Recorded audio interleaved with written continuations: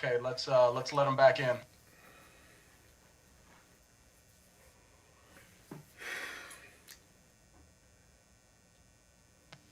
All right, everybody, welcome back. We have Calais here. Just as a reminder, when you are not asking questions, please keep yourself on mute. And with that, we'll start with Dave Ginsburg. Loving that smile, Calais. Hey, what's it been like for you? I mean, it's normally you'd have a mini camp and everything. You're just meeting your teammates now. Has it been weird, or has it been an easy transition for you to step right into being a Baltimore Raven? It's been a pretty easy transition. Okay. Am I muted? Can you hear me now? Calais, yeah, sorry, if you could just start over. It's been a pretty easy transition for the most part. Obviously it's unique circumstances, and you got to just kind of make the best of what it is. But I think the team has done a really good job of giving us opportunities to get to know each other. The coaching staff has put us in position to really communicate and kind of get that brotherhood established. And so, I feel good. It's only been a couple hours, I guess, almost 2 weeks now. But it's definitely been a lot of fun in the locker room. Guys, practicing safe and wearing our PPE equipment, but still communicating and having a good time. Appreciate that. Welcome to Baltimore. Thank you. Appreciate it. What's up, Calais? Hey, Calais, it's Kirk McEwen from 98 Rock here in Baltimore. Great to see you.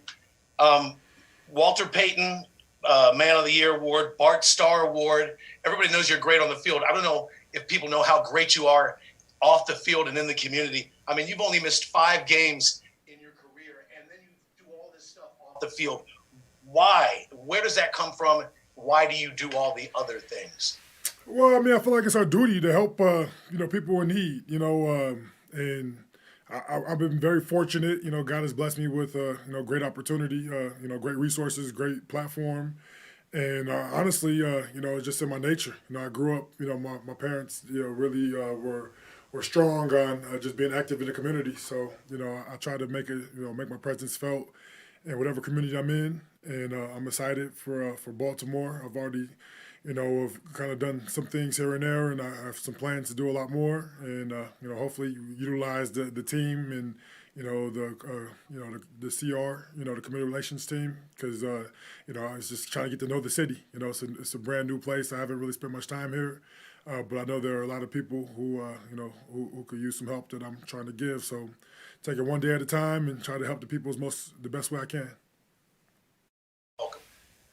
Calais, Garrett Downey here with the Ravens. You've been certainly on teams before that have big expectations, and there's big expectations around this team coming in from the outside, and I'm sure internally. How do you, as a veteran player, handle that and keep it from, adjusting how you guys, approach things or get too caught up in the hype and all of that? Yeah, I think the biggest thing is staying in the moment. You can't win the Super Bowl today. I don't care how good you are, in August, you got to go through the process. And so, you can't even win the first game today. The first game is still a good month away. And so right now it's just trying to make sure that we take advantage of what's in front of us, and trying to get better each and every day and staying in the moment. And part of that is just, of setting, small goals, daily goals, and trying to embrace the process. Hi, Calais. Childs Walker with the Baltimore Sun. You've changed teams before with great success. When you do enter a new situation, how do you kind of go about it in terms of balancing, learning your teammates, but also asserting yourself? It really is a balance of really just, the first thing you do when you come to a new team is you want to just establish, just show people, your work ethic, and just how hard you're willing to grind, try to earn their respect. And so, that's the last couple of weeks, and really even the off-season program that we have virtual, is just trying to earn my teammates' respect, And I do know that, I have some history that kind of gives me a little bit of a little opportunity. I think I came in with a lot of respect from the guys, which is nice. But to me, history is, it doesn't really matter. It's what have you done for me lately? What can you do for me today? So, trying to make sure the guys understand, I'm a hard worker.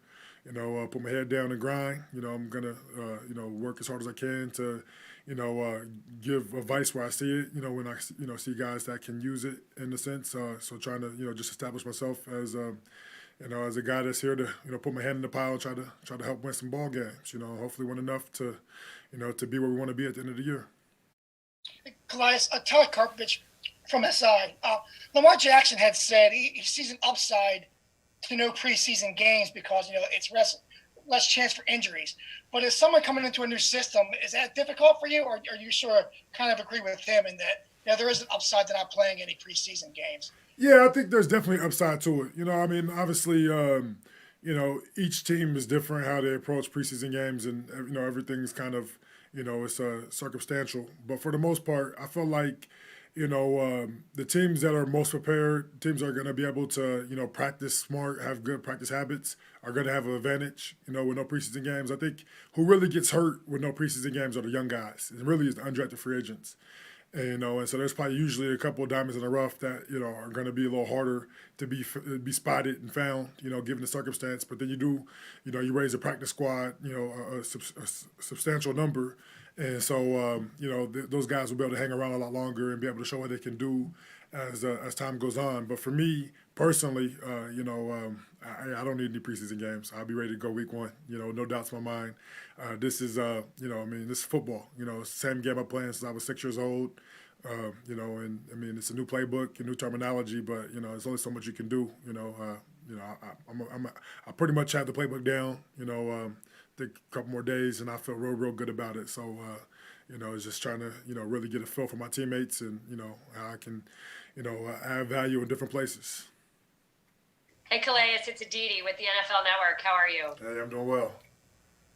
Okay, so you talk about the playbook and you talk about playing football for so long. When you look at Wink Martindale's defense, what is different about it than any other defense, and what's kind of the biggest challenge for you, for Derek Wolfe, for young guys, for the young inside linebackers? Well, Coach Martindale is a defensive genius. He has, he's really kind of created a system that is, it's been around for a while, but he made it real, like he simplified it where you can kind of do a lot. But it really is just, it's not a whole lot that you can do, but the way you do it, everything can change just based off of terminology and on the call. But it really is only so much we're doing. But so I think that's a very it's a very, I guess I say, intelligent way of designing it so that we can, simplify it for that all the players can really pick it up faster. And I feel like, I'm sure down the road a lot of people will be doing it the way he does it. He's kind of putting together a blueprint on how to simplify a system for the defense. I think that's gonna be huge too because we have some young players who have to step up. And so it gives them an opportunity to, be able to, be aggressive and understand what's going on just by communication. Allows everybody on the field, like even if you don't get the call, with the way our communication is, you can know what to do just by hearing everybody else, the way they communicate, which I think makes it so much easier when you're on the football field. Because a lot of times, when things are flying, we have, we practice situations and hurry up and trying to get a call and be a new, I have to kind of, it's like a new language because the terminology is different. So I have to kind of process it a little bit. But then sometimes, when I hear other people, talk through what they have or, communicate the way we're supposed to, I remember what I have, just off of when I hear when Judon says something, So I think that's, probably the coolest thing. But the way that he blitzes, is he more aggressive than perhaps anybody else you've worked with? Oh, yeah. His biggest thing is take advantage of matchups, and not just matchups, but take advantage of, of just the overall, overloading sides, putting pressure on people by sending more than they can block. And then, he does a really good job of the simulated blitzes, which I think are pretty cool, because you're still only rushing four, but, it can be any four. You got, of the 11 guys on the field, pretty much, 8 of them can go at any time, and you might still only be rushing four. So, he's definitely creative. But, to do that is very complicated. The blitz, to have all these different blitzes in is very, very complicated. But he made it very simple, which I think is definitely shows his genius. Hey, Calais, Jonah Schaefer with Baltimore Sun. with the NFL opt-out deadline passing yesterday, I'm sure you noticed that there were a lot of linemen who opted out. I guess, what do you make of that kind of disproportionate number? And for you, how important was it just to educate yourself on the risks that, as a bigger guy, you might be encountering in this season? Well, I was part of the executive committee that was setting up all the, trying to get everything together in that process. And, I definitely considered that you have to, it's just, you can't play, football, with this going on and not, think about the risk you're going to put on yourself and your family. And so going through that process, I realized, talking to the doctors and just, just setting up the protocols and everything we have to do to keep each other safe. I feel like, the risks were mitigated, to as much as we can. You can't get rid of the risks all the way, but, we definitely, lowered the percentage of catching it, based off of the protocols we put in place. And for me, I felt like that was enough. Obviously, being a bigger guy, you put you at a higher risk if you do catch it to have more severe symptoms, which is kind of scary. And then a lot of guys still have underlying issues, which is also scary. And my family, and I have some underlying issues. But at the same time, I feel like, given the circumstance and just, I've never really gotten sick much. I mean, I don't get the flu much. I've been very healthy throughout my life. And, with the protocols in place, I feel like, you have to kind of make mistakes for you to really catch it, with the way the system's set up for us. So, I'm confident that I can go through the season and play at a high level and stay safe. I'm Jimena Lugo La Torre from Ravens Spanish Radio. Calais, what is your secret to stay within the top 100 players of the NFL? My secret, I think that it is cool when you get to know a lot of the guys, and we all get to watch each other's tape when we play against each other. You study tape so much that you see all the other guys around the league, and I think there's a lot of mutual respect that goes on, with a lot of the top guys. And I feel like, my secret to staying at a high level really isn't a secret at all. It's just hard work. The formula has always been the same. It's just continuously putting the work in. I know when you get to the north side of 30, everybody's looking for you to just kind of, deteriorate and fall off. But, I feel like there are a lot of guys who play great football over the age of 30. Some guys played, into their late 30s at a high level. And so, to me, I'm going to continue to work as hard as I can and put myself in position to be successful. And as long as, God willing, my body, continues to hold up, I'm going to go out there and try to be the best I can be. And so I feel like the formula is simple, man. Put the work in, to train and continue to stay in good shape, but also putting the work in to take care of my body and making sure I do all the stuff necessary to stay healthy out there. And then just, pray that it's God's will that I can still play at a high level. Hey, Calais, this is Aaron Kasnitz at Penn Live. You mentioned, you hit the age of 30. The Ravens have several other, veteran defensive linemen, Brandon Williams and Derek Wolfe. What do you make of those guys? I know you haven't played with them before, but how do you think you three might mesh together? Oh, we're going to be great together.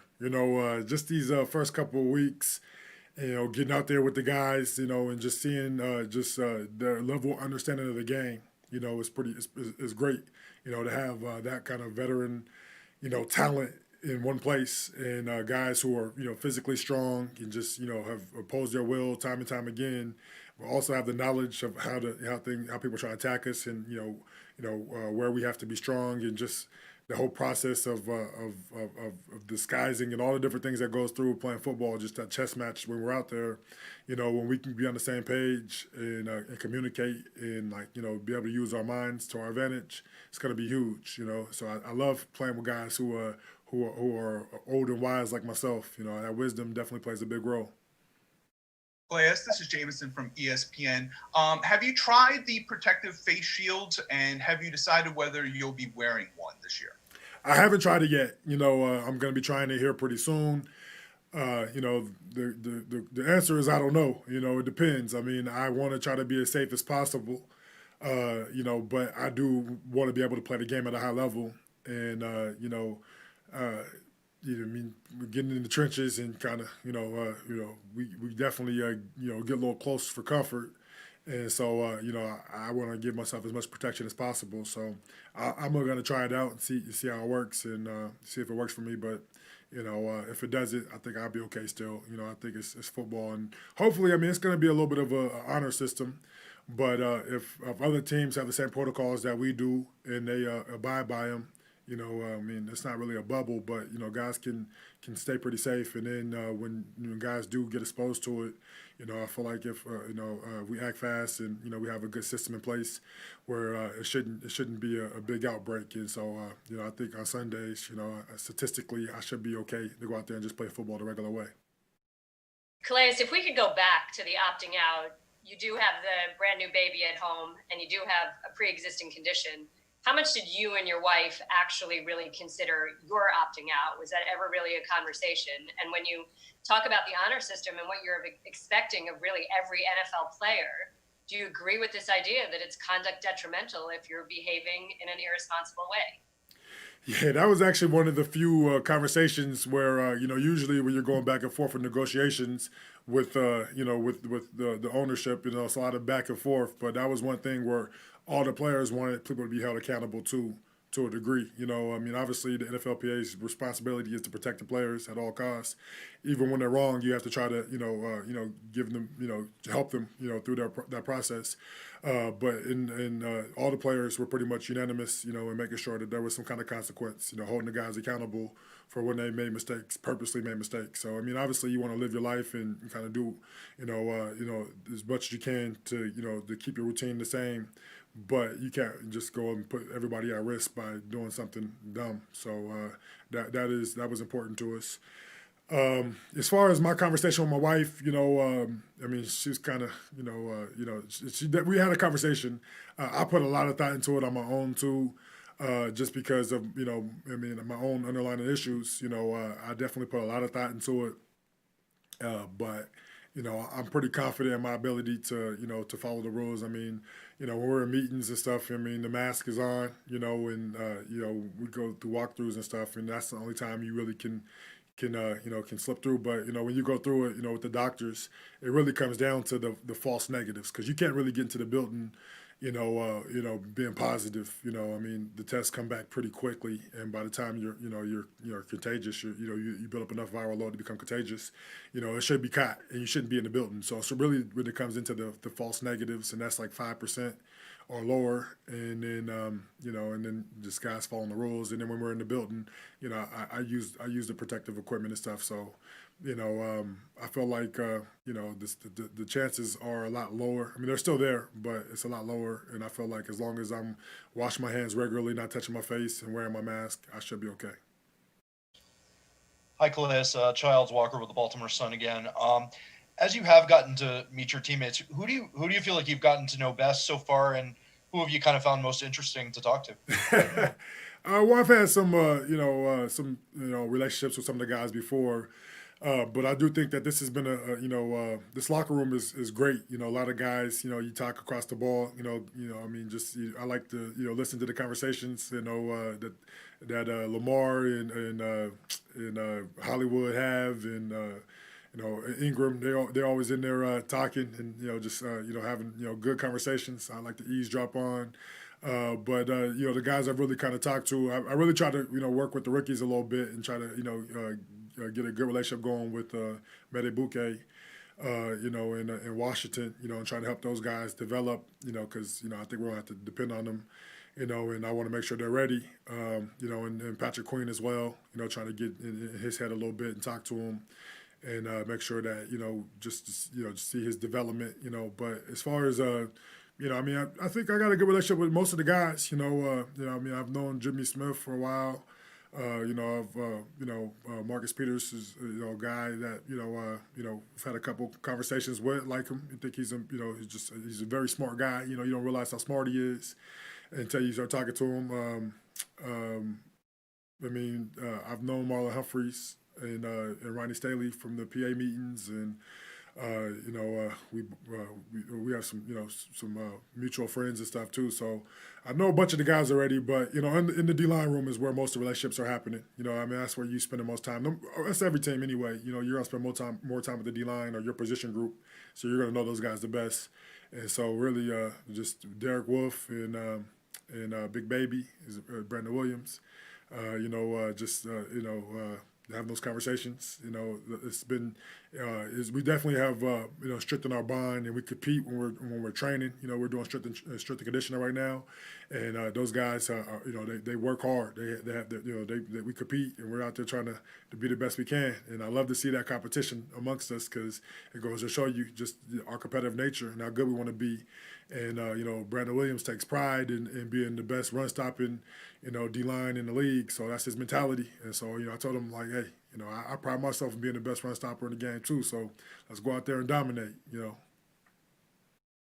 Hey, Calais, Garrett with the Ravens again. What are your thoughts about playing with this secondary behind you? Marcus Peters, Marlon Humphrey, Earl Thomas. I know you played with good secondary before, but this group it seems like it could be pretty special. Yeah, I tell you, when you have a secondary, we have a secondary like we have, it's you see a lot more stats. You get a lot more stats. Like to me, I've always appreciated just playing the game the right way. I never really cared about the stats. If they come, they come. If they don't, they don't. But you just, you beat your guy in front of you over and over again. But when you have, a secondary like this, the stats usually come with it, and so I'm excited to see what happens, this year.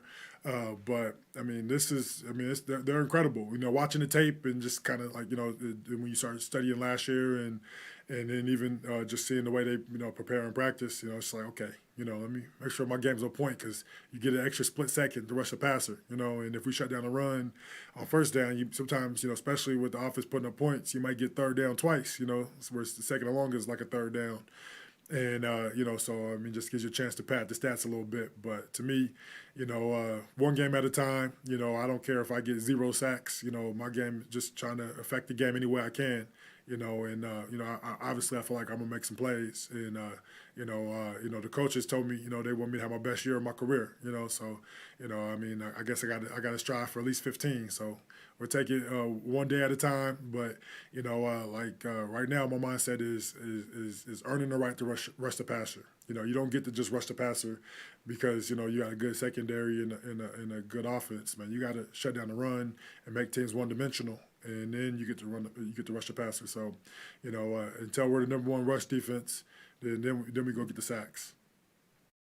All right, guys, we have time for one more. Calais, this is James from ESPN. I apologize. What you talked about a pre-existing condition? What was that specifically? Oh yeah, I have asthma.